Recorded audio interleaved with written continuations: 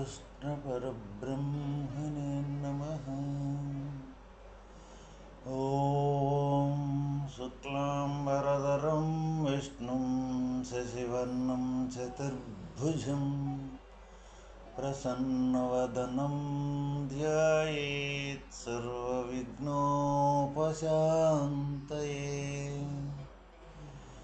శ్రీ భగవద్గీత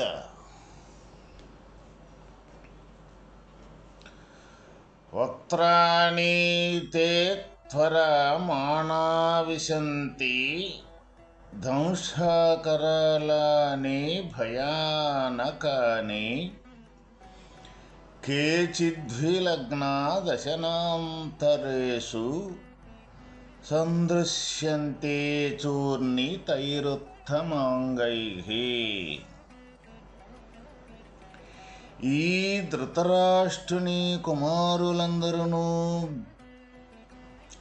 భీష్ముడును, ద్రోణుడును, కర్ణుడును, వారి సేనయందలే సమస్త రాజసమూహములను, అట్లే మన సేనయందలే సైనిక ప్రముఖులను మిమ్ము త్వరితముగా చేరుచున్నవారై కోరలచే భయంకరములుగా నున్నట్టి మీ నోళ్లయందు ప్రవేశించుచున్నారు।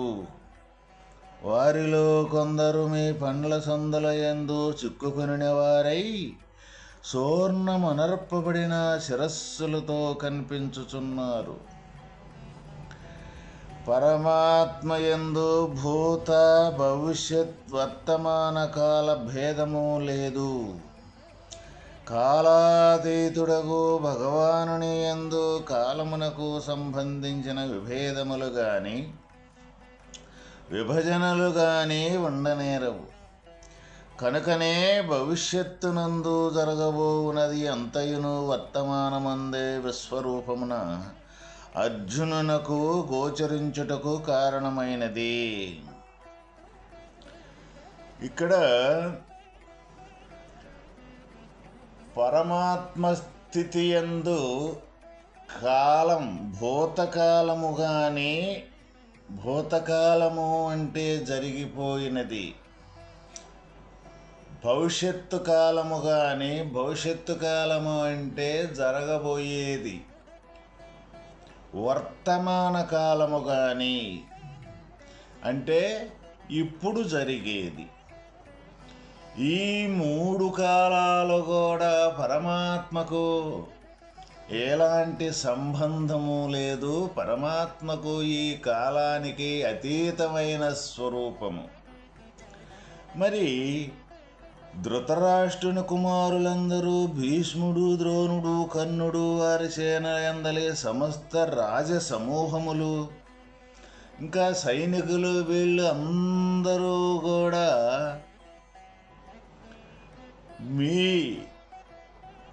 మిమ్మల్ని చేరుచున్నవారు అని ఇక్కడ అర్జునుడికి ఏ విధంగా ఇక్కడ కనపడుచూ ఉన్నది అంటే, ఏ పరమాత్మ స్థితి నుంచి రూపకము తయారయ్యి, శరీరములు తయారయ్యి, ఈ శరీరాలకే మూలాధారమైన స్వరూపము పరమాత్మే అని ఎప్పుడైతే మన జ్ఞానానికి గోచరించుద్దో, అప్పుడు ఈ శరీరము యొక్క మూలతత్వము ఏంటిది అంటే, శరీరము అంటే జనన మరణాలతోటి కూడుకున్నది। అంటే దీన్ని షడూర్ములు అంటారు। 6 రకాల మార్పులు జరిగే యొక్క తత్వం ఏదైతే ఉన్నదో అదే। ఇది ప్రతి ఒక్కరికి, ప్రతి ఒక్క ప్రాణికోటికి కూడా ఇది మొత్తం కూడా జరుగుతూ ఉంటుంది। షడూర్ములు అంటే 6 రకాలు। అంటే శరీర ధర్మము ఏంటిదంటే జనన మరణాలు, అంటే శరీరం పుట్టింది కాబట్టి ఇది మరణించుద్ది అని। అట్లానే ప్రాణధర్మము ఏంటిదంటే ఆకలి, దప్పిక, మనకి ఆకలి దప్పిక అని ఈ రెండు యొక్క క్రియలు జరుగుతూ ఉన్నాయి అంటే ఈ శరీరంలో ప్రాణం ఉన్నంతసేపు ఈ ఆకలి దప్పిక అనేది తప్పనిసరిగా ఉంటూ ఉన్నది. అది ప్రాణధర్మం. ఇక అదేవిధంగా మనోధర్మం అంటే మనస్సు యొక్క ధర్మం ఏంటిదంటే సుఖ దుఃఖాలు. అంటే సుఖం కానీ దుఃఖం కానీ మన మనస్సు యొక్క వర్ణనతోటే రెండూ తయారవుతూ ఉంటాయి అన్నమాట.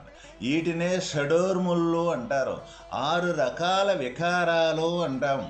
ఈ 6 రకాల వికారాలు కూడా ప్రతి ఒక్క జీవికి ప్రతి ఒక్క ఉపాధికి తప్పనిసరిగా ఉంటూ ఉంటాయి అన్నమాట. అదేవిధంగా ఇక్కడ అర్జునుడికి ఈ జ్ఞాననేత్రం అనేది ఎప్పుడైతే భగవానుని ద్వారా తయారైందో, భగవానుని ద్వారా ప్రాప్తించిందో, అప్పుడు ఆ జ్ఞాననేత్రంతో చూసినప్పుడు ఇక్కడ భీష్ముడు అంటే పెద్ద బలవంతుడు, ధర్మవంతుడు, గొప్ప యుద్ధశాలి. అదేవిధంగా ద్రోణుడు అంటే కూడా ఒక గురువు, ఒక మహా గొప్ప విద్య గలవాడు. కర్ణుడు అన్నా కూడా అటువంటి విద్య గలవాడు, గొప్ప బలశాలి. అంటే ఇటువంటి బలవంతులు ఈ ప్రాధాన్యత ఏదైతే ఉందో ఈ లోకములో అటువంటి బలవంతులకి, విద్యావంతులకి అటువంటి ప్రాధాన్యత ఉన్నప్పటికీ అప్పుడు ఆ కురుక్షేత్ర యుద్ధంలో వీళ్ళే మహారథులు. అటువంటి మహారథులు కూడా మీ నోటి యందు అట్టనే మిమ్మల్ని చేరుతున్నారు అనే అర్జునుడికి ఏ విధంగా కనపడింది అంటే కాలములో ఈ శరీరం అనేది ఎంత గొప్పదైనా సరే, ఎంత గొప్ప విద్యను సంపాదించినా సరే, ఎంత బలవంతుడైనా సరే తప్పనిసరిగా పరమాత్మ యందు విలీనమైపోవాల్సిందేను. ఆ పరమాత్మలో నుంచి తయారయ్యి ఆ పరమాత్మలోనే జరిగిపోవాల్సిందేను, కలిసిపోవాల్సిందేను. అదే జ్ఞాననేత్రానికి గోచరించేది. ఇప్పుడు మనకి ఏం కనపడుద్ది? మనకు ప్రపంచంలో మన ఉపాధులకి, మన శరీరాలకి, మన జీవనోపాధి చేసే మన ఈ లోకంలో ఈ జీవనోపాధి గడుపుతూ ఈ కాలం గడుపుతున్న మన జనులు మొత్తానికి ఏ విధంగా మనకు కనపడుద్ది ప్రపంచము అంటే ఇటువంటి వాస్తవమైన తత్వ విధానం అనేది మనకు కనపడదు. అంటే ఏ విధంగానూ ఈ ప్రాణికోటి మొత్తం కూడా పరమాత్మ యొక్క ఆధారంతో పుట్టి, పరమాత్మ యొక్క ఆధారంతో పెరిగి, పరమాత్మ యొక్క స్థితిలోనే ఇది కలిసిపోతూ ఉన్నది అన్న విషయం మటుకి మనకు గోచరించదు. మనకు ఏది గోచరిస్తూ ఉన్నదంటే నిద్రలేసింది మొదలు మనం సంపాదన ఏదైతే ఉన్నదో, మన పని ఏదైతే ఉందో, మన కర్మ ఏదైతే ఉందో, మన కుటుంబం ఏదైతే ఉందో, ఈ అనేకత్వం ఏదైతే ఉందో, ఈ అనేకత్వానికి సంబంధించి ఈ లోకంలో హెచ్చు తగ్గులు, నేను గొప్ప ఆడు తక్కువ, ఈ కులాలు మతాలు అనే అనేక రకాల ఆలోచనలు, అనేక రకాల భావనలతోటి మనం ఈ ప్రపంచంలో తిరుగాడుతూ ఉన్నాం. అయితే వాస్తవికంగా మనకే కూడా అటువంటి పరమాత్మ యొక్క జ్ఞానంగానే ప్రాప్తించిందంటే ప్రతి ఒక్క జీవి కూడా వాస్తవమైన పరమాత్మ యొక్క సంతతిగానే మనకు గోచరిస్తూ ఉంటుంది అన్నమాట.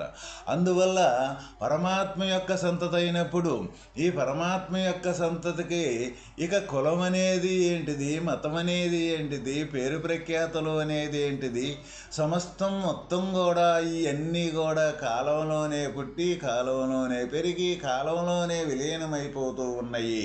అయితే కాలం కూడా పరమాత్మ యొక్క సంకల్పంతో కాలం కూడా తయారవుతూ ఉన్నది. అది జ్ఞాననేత్రానికి. మన అజ్ఞాన నేత్రానికి రెండింటి యొక్క వ్యత్యాసం అనేది ఆ విధంగా ఉంటుందన్నమాట. ఇక్కడ అర్జునుడు అటువంటి జ్ఞాననేత్రాన్ని ఏ విధంగా సంపాదించాడు, ఏ విధంగా అటువంటి జ్ఞానాన్ని పొందాడు అంటే వినయ విధేయతలు, భక్తుడికి కావలసిన ఎటువంటి పద్ధతులు, ఎటువంటి విధానాలైతే ఉన్నాయో అటువంటి విధానాల మొత్తం కూడా అర్జునుడి దగ్గర ఉండబట్టే పరమాత్మ స్వయంగా అటువంటి జ్ఞానాన్ని ప్రసాదించాడు.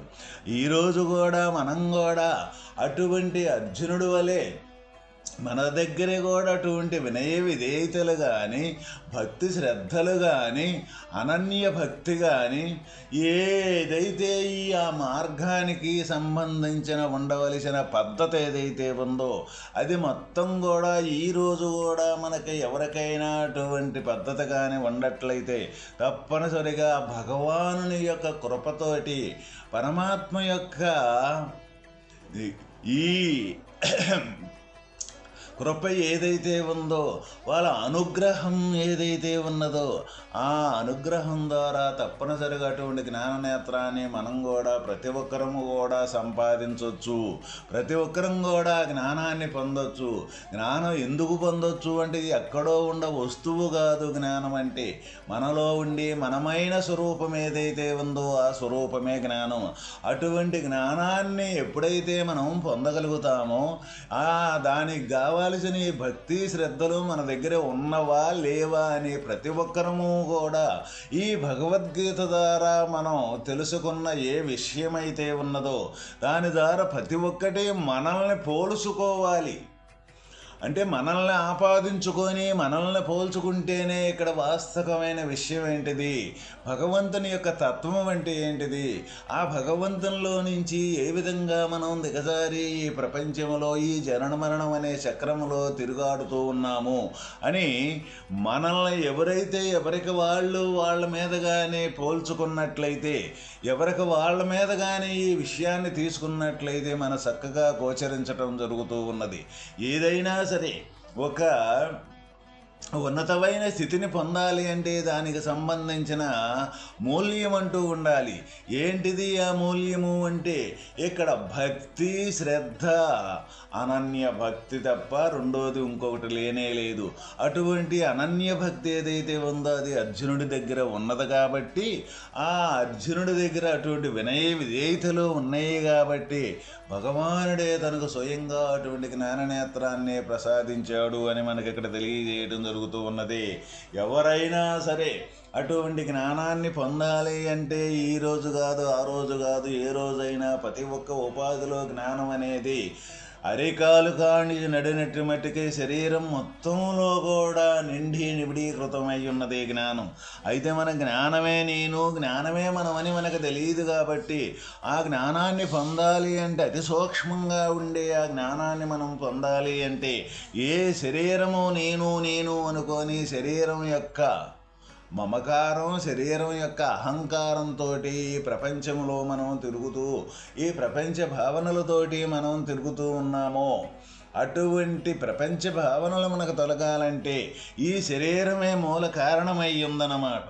ఈ శరీరమే మూల కారణమై ఉన్నప్పుడు ఈ శరీర భావన అనేది మనకు తొలగనంతసేపు ఈ శరీరంలో అతి సూక్ష్మంగా ఉండి ఏ అణువు కంటే కూడా నువ్వు అంతకంటే ఇంకా అణువు లేకుండా ఉండే అతి సూక్ష్మంగా ఉండే ఆత్మస్వరూపం అయితే ఉన్నదో ఆ ఆత్మస్వరూపము యొక్క స్వరూపం పొందాలి అంటే ఈ శరీరం అనే దృశ్య రూపకం ఏదైతే ఉందో ఆకార రూపకంగా అది క్రమేపీ ఇంద్రియాదులుగా మా ఇంద్రియాదుల్లో అతి సూక్ష్మంగా ఉండే మనస్సుగా, మనసు కంటే ఇంకా సూక్ష్మంగా ఉండే జ్ఞానంగా, జ్ఞానం కంటే ఇంకా సూక్ష్మంగా ఉండే ఆత్మస్వరూపంగా మనం అటువంటి రూపాన్ని ధరించుకుంటూ రూపాన్ని మారుకుంటూ అటువంటి మన ఏ సృష్టి యొక్క మూలస్థానం అయితే ఉందో అక్కడికి వచ్చి ఆ రూపాన్ని ఈ శరీరం నేను అనుకునే ఈ శరీర భావాన్ని వదిలి ఆ రూపాంతరం చెంది వాస్తవమైన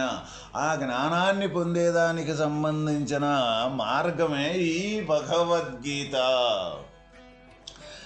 అనేక రకాలుగా ఎవరు అనుభవంతో చూసిన అటువంటి అనుభవానికి తోచేది అనుభవానికి సంబంధించి కనపడేది ఏదైతే ఉందో అదే ఈ భగవద్గీత.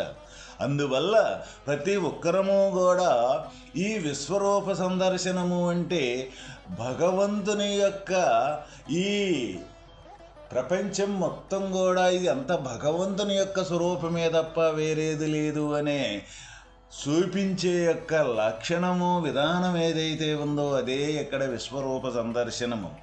ఏది చూసినా భగవంతుని యొక్క కనెక్షనం అంటే భగవంతుని యొక్క సంబంధం అయి ఉంది. అందువల్ల ప్రతి ఒక్క ఉపాధులు కాడకొచ్చేదలికి ఆకారాల కాడకొచ్చేదలికి వేరువేరుగా మనకు గోచరిస్తున్నాయే కానీ ఆకారానికి మూలం యొక్క స్థానం పరమాత్మ స్థానమే. ఇప్పుడు అది ఏ విధంగా మనకు కనపడాలి? మనకి ఇప్పుడు ఈ శరీరం అనేది మనం పోల్చుకున్నప్పుడు ఈ శరీరాన్ని మనం పరిశోధన చేసుకొని ఈ శరీరాన్ని కానీ బాగుగా విచారించినట్లయితే ఈ శరీరం అనేది పుట్టకథలకే ఏమై ఉంది, ఎక్కడి నుంచి ఈ శరీరం తయారయ్యి దేని ఆధారంతో ఇది ఉంటూ ఉన్నది, చివరికి మళ్ళీ ఇది ఎక్కడికి వెళుతూ ఉన్నది. అందువల్ల ఈ మూడింటి యొక్క ప్రశ్న ఆన్సర్ ఏదైతే ఉందో అది కానీ మనం తెలుసుకోగలిగాము అంటే తప్పనిసరిగా పరమాత్మ యొక్క స్థితే మనకి గోచరించుద్ది. పరమాత్మ యొక్క స్థితిలోనే తోటే ఇది సమస్తం మొత్తం జరుగుతూ ఉన్నదన్న మనకు అర్థమైపోదు. అటువంటప్పుడు అటువంటి జ్ఞానాన్ని మనం ఎప్పుడైతే ఇక్కడ మనల్ని మనం పరిశోధన చేసుకొని అటువంటి జ్ఞానాన్ని మనం సంపాదించాము అంటే ఏది చూసుకున్నా కానీ అదే అయ్యి ఉంది. అంతకుముందు శరీరం నేనయ్యి ఉన్నాం కాబట్టి అన్ని శరీరాలుగా కనపడ్డాయి. ఇప్పుడు జ్ఞానం అయి ఉంటే అంతా జ్ఞానరూపకంగా కనపడుద్ది. అందువల్లే మన పూర్వీకులు యద్భావం తద్భవతి, ఎవరు ఎటువంటి భావనతో కూడుకొని ఈ ప్రపంచాన్ని చూస్తూ ఉంటారో అటువంటి విధానంగానే వాళ్ళకి గోచరిస్తూ ఉన్నది. కాబట్టి మన భావన ఏదైతే ఉందో శరీర భావనగా అయితే మొత్తం శరీరాలుగా అనేకత్వంగా గోచరిస్తూ ఉంటాయి. ఈ శరీరానికి ఆధారమైన యొక్క స్వరూపం జ్ఞానంగా కానీ మనం మారిపోతే జ్ఞాన స్వరూపమే మనమైతే అంతా జ్ఞానంగా గోచరిస్తుంది. ప్రతి ఒక్క శరీరంలో కూడా జ్ఞాన స్వరూపంతో నడుస్తూ ఉన్నది కానీ వాస్తవమైన శరీరం అనేది నిజం కాదు అని మనకు అర్థమైపోద్ది. అందువల్లే అటువంటి జ్ఞానాన్ని అర్జునుడు భగవంతుని ద్వారా ఎటువంటి వినయ విధేయతలతోటి వైరాగ్యంతో సంపాదించాడో ఈరోజు కూడా భగవంతుని యొక్క తత్వాన్ని అతి దగ్గరగా ఉన్న తత్వం ఏదైతే ఉన్నదో అదే భగవంతుని యొక్క తత్వం. భగవంతుడి కంటా దగ్గరుండ వస్తువు కన్నా స్వరూపం కన్నా రెండవది లేనే లేదు. రెండవది వచ్చిందంటే అక్కడి నుంచి వచ్చి భిన్నమై రావాల్సిందే ఏదైనా సరే. అందువల్ల మొట్టమొదటగా ఉండే యొక్క స్వరూపం ఏదైతే ఉందో అదే పరమాత్మ యొక్క స్వరూపం. మరి అంత దగ్గరగా ఉన్న స్వరూపానికి మనం ఎందుకో ఈ తిరంగా అగమ్య గోచరంగా మనకి పరమాత్మ అంటే గోచరంగా ఆటలేదు అంటే అది ఈ నేను అనే భిన్నత్వంతో తయారయ్యి ఆ భిన్నమే నిజమని ఈ ప్రపంచంలో తిరుగాడుతూ ఉన్నాం కాబట్టి మనకి అంత దగ్గరగా ఉన్న పరమాత్మ యొక్క స్వరూపం మనకి గోచరం కావటం లేదు. కాబట్టి ఇప్పుడు గోచరంగా ఎవరికి వాళ్ళమే పుట్టి ఎవరికి వాళ్ళమే ఈ ప్రపంచం నిజమని మనం ప్రయాణం చేసేటప్పుడు పరమాత్మ చాలా దూరంగా ఉంటాడు. కాబట్టి ఇది ఎవరికి వాళ్ళమే మనం ఈ తప్పిదం చేశాం కాబట్టి ఎవరికి వాళ్ళే దానికి సంబంధించిన భక్తి వైరాగ్యాదులు ఏదైతే ఉండయో అటువంటి భక్తి వైరాగ్యం ద్వారా ఇటువంటి జ్ఞానాన్ని పొంది ఆ జ్ఞానం ద్వారా వాస్తవమైన భగవంతుని చేరుకోవటమే ఈ మానవుడి యొక్క లక్ష్యము కూడా. అదే మనకి చెప్పింది. మానవుడు అంటే ఉన్నతమైన వాడు అని అంటే ఏ కోణాన్ని చూసినా జీవన విధానంలో ఉన్నతం అనేది కాదు. జీవన విధానంలో ఉన్నతం అంటే ఏ జీవికి సంబంధించిన ప్రత్యేకత ఆ జీవికి ఉండనే ఉన్నది. మనము కూడా అందులో ఒకరమే. ఉన్నతమైన స్థితి ఏంటిదంటే ఎక్కడి నుంచి నువ్వు వచ్చావో నువ్వు వచ్చిన మూలస్థానం ఏదైతే ఉందో ఆ మూలస్థానమే భగవంతుని యొక్క స్వరూపం. ఆ స్వరూపాన్ని తెలుసుకునేదానికి సంబంధించిన ఈ మానవ జీవితానికి ఈ మానవ ఆకృతికి ఉంది. అదే ఇక్కడ ప్రత్యేకత. ఆ ప్రత్యేకతను ఉపయోగపెట్టుకోవటమే మానవుడి యొక్క కర్తవ్యం. ఓం తత్సత్.